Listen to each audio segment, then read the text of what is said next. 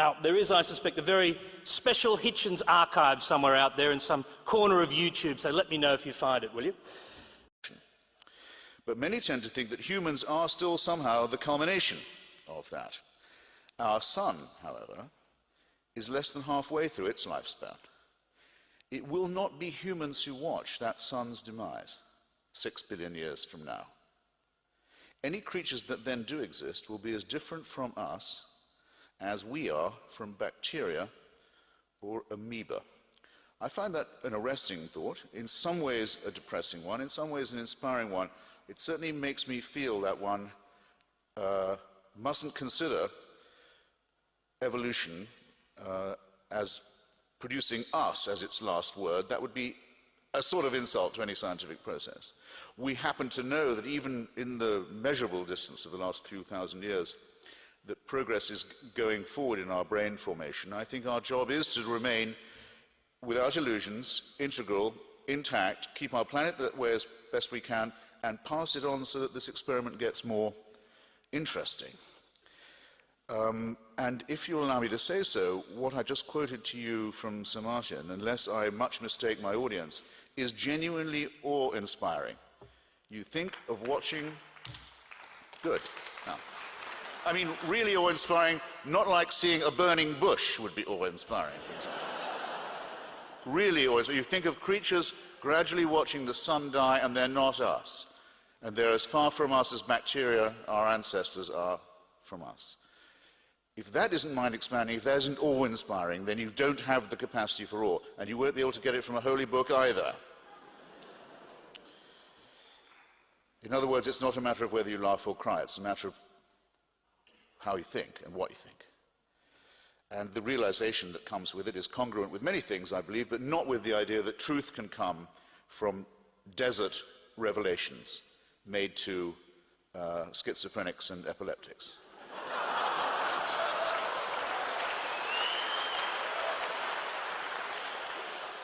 It's a strange thing, isn't it, when you are on a bus now and someone starts talking about how they've got a message from God. I don't know, maybe I'm different. Do you move nearer them? I thought so. Now, Sir Martin, as it happens, is a mild and skeptical, but church-going member of the Anglican Communion. His family's been going to the same church in Cambridgeshire, I think, for a very long time. It's a practice he makes. It doesn't have anything at all to do with his scientific work or beliefs. And why should it?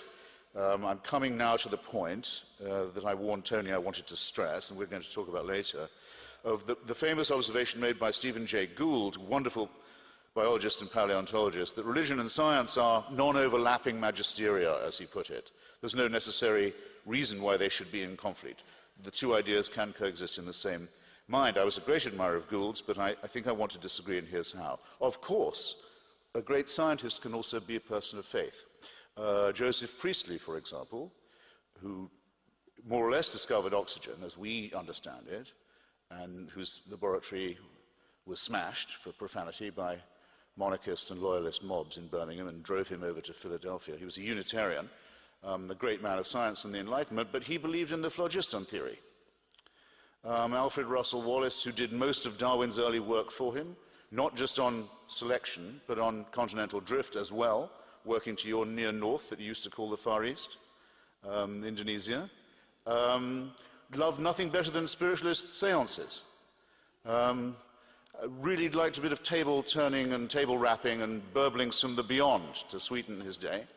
The greatest scientist Cambridge ever produced, possibly, arguably, Sir Isaac Newton, was an alchemist, kept a furnace permanently going in his rooms, which he several times set fire to, in case the moment would come when he would work out how to turn lead into gold.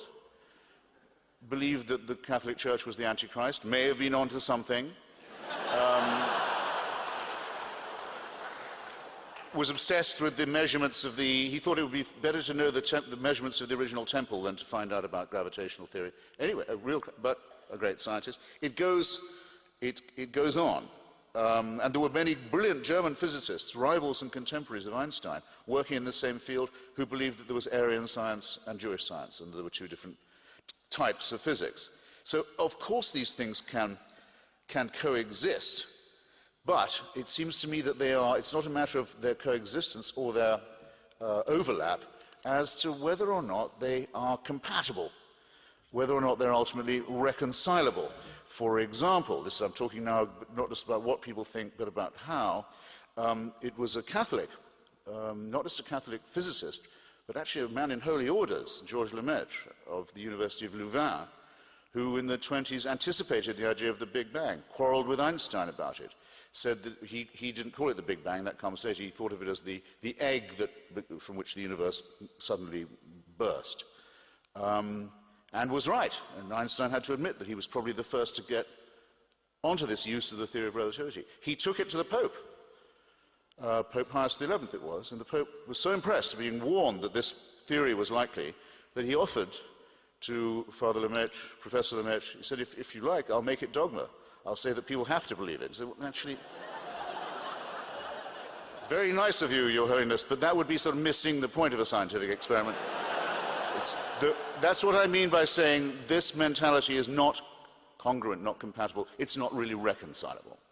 And I think we're going to increasingly have to face this, whether we're driven by evidence or by reasoning. Staying with the macro for a bit, one gets asked, you get asked, if you're me, by believers, well, how come there's something and not nothing? It's a very good question. It's actually a very important question. It's asked from the point of view of something, from the point of view of the only species we know of anywhere that could ask that question. It looks out onto vast expanses of nothingness, where nothing is happening and where there is no life. And so you have to make the assumption that you are there and that you're able, so you know how all that goes.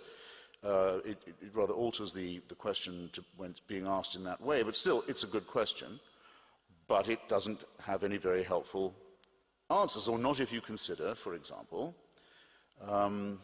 Edwin Hubble was the first to notice that Newton was wrong and that the universe is not just expanding away from itself, the so-called red light shift at a terrific speed, but you would expect this speed in Newtonian terms to be the rate of its expansion, I mean to say, velocity, to be declining.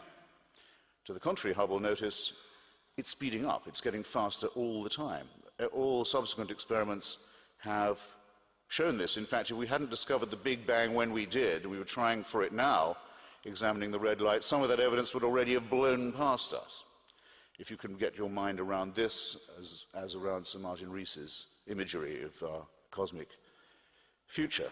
As Professor Haldane used to say, the universe is not just stranger than we imagine, it's stranger than we can imagine. But we know this much, that it's blasting apart very, very fast. A great deal of nothingness is certainly coming to us. There's an enormous amount of nothingness in our future. And even if we aren't prepared to wait for that, or to wait for species change to overtake us, we can see already in the night sky the Andromeda galaxy on collision course with our own. That's certainly going to happen. Whether we destroy ourselves or the sun blows up or not before that, probably not. Collision course. Now, is this part of a plan? You suddenly have to ask yourself, is that part of a plan? And if so, whose plan is it? That so much nothingness is built right in and is headed straight for us. So anyone who wants to ask the first question has to be willing to consider its corollary question. And the certainty in the second case, unlike the first, of an answer. So if you think that all this is going on in these gigantic fields of gravity and light with you in mind, then you really do have a self-centeredness problem. You might put it another way. I have tried to put it another way. I'll try it on you. Our first speaker tonight said that his people have been around for 100,000 years that we know about. That's certainly true. That there is a difference of opinion about how long our species in general has been on the planet. It's a flash of a second in evolutionary time. Richard Dawkins thinks it might be as long as 250,000 years. You make it 250,000. Francis Collins, the man who did the DNA decoding, the Human Genome Project, who's, by the way, another Christian scientist, or rather, scientist who is a Christian. I won't make that mistake again. You know what Mark Twain said about the work of Mary Baker Eddy, the Christian Science writer, founder of it, her books? Chloroform in print, he said. This is a digression. It's a digression. Francis Collins says at least 100,000 years. We can show we've been around for that long. It's quite a long time. I'll take 100. Never mind. I don't need 250,000 for my point. Make it 100,000. 100,000 years, people have been, our species has been around on this speck. Born, usually dying. Actually, a great number of them in childbirth wouldn't have got beyond being born.